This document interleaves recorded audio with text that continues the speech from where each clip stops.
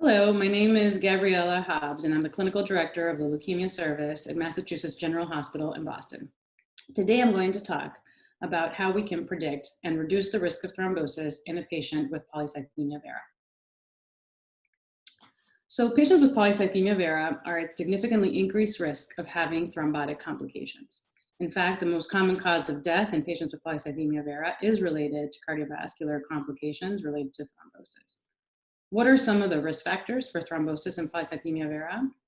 The traditional risk factors that we utilize in our risk stratification system to initiate cytoreduction and prevent thrombosis include age over the age of 60 and having had a history of thrombosis. So either one of those two risk factors should prompt initiation of cytoreduction. In addition, having other comorbid conditions such as hypertension, hyperlipidemia, diabetes, coronary artery disease, etc., increased risk of thrombosis. And it should be pointed out that our arterial thrombotic events are just as common, if not more common, than venous thrombotic events. We're also studying the role of inflammation, as well as other blood counts, such as elevated white blood cell count, and learning to see if they also contribute to the risk of thrombosis. Some recent data suggests that elevated white blood cell count may increase the risk of progression more than thrombosis, but it probably does play a role in thrombosis as well. And as we've gotten better and have more availability to test genetic factors, we're starting to understand if the JAK2 allele burden itself may contribute to the increased risk of thrombosis. Because remember, more than 95% of polycythemia vera patients carry a JAK2 mutation.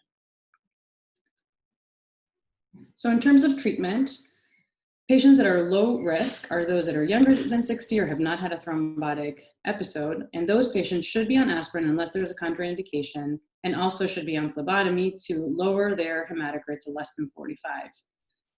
If patients have hypertension or other comorbid conditions, those should be optimized as well. Patients that are over the age of 60 or have had a thrombotic event need to be on aspirin, phlebotomy, and also cytoreduction. And for your first-line therapy, you can choose hydroxyurea or pegylated interferon.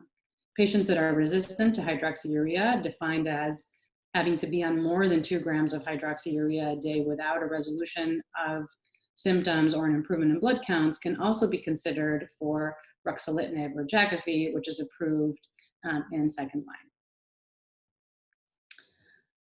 I can't overemphasize how important it is to have patients on aspirin and also to help patients achieve a hematocrit goal of less than 45, as both of these have been demonstrated to help reduce the risk of thrombosis. So it's also important to identify kind of other general risk factors that may increase the likelihood that a patient may have a thrombotic event. So if a patient is receiving phlebotomy only, how many phlebotomies are they getting a year? Are they getting phlebotomy the right way? If these patients are getting phlebotomy frequently, more than a few times a month especially, they maybe should be considered for cytoreduction, as it is unlikely that phlebotomy alone will help them achieve their goal of having adequate blood counts. It's also important to recognize that phlebotomy alone may not be enough for those high-risk patients, and so they definitely need to be on cytoreduction. There's also emerging data from the ropig interferon studies, which is a new pegylated interferon that was approved in Europe and will be approved in the United States soon, which makes us wonder if we should utilize cytoreduction for our low-risk patients. So the ropig interferon data utilized this treatment for patients that were low risk and usually are not started on cytoreduction, but we do wonder if these patients would benefit from initiation of cytoreduction earlier to help them not only not have thrombotic events, but perhaps prevent progression of disease. These are areas of active investigation.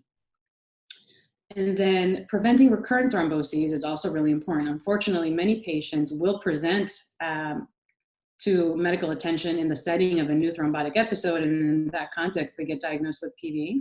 So preventing recurrent thromboses is really important by controlling blood counts, managing risk factors, and also by anticoagulating those patients.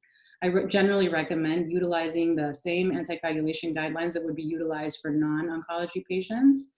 And what I usually recommend is if it's a small thrombotic episode, Patients can be anticoagulated for 3 to 6 months like they would in the general population, and I would consider stopping anticoagulation once the PV is under control, meaning their blood counts have normalized. Now, for some life-threatening or larger blood clots like abdominal vein thrombosis, sinus vein thrombosis, et cetera, most of us usually consider long-term anticoagulation.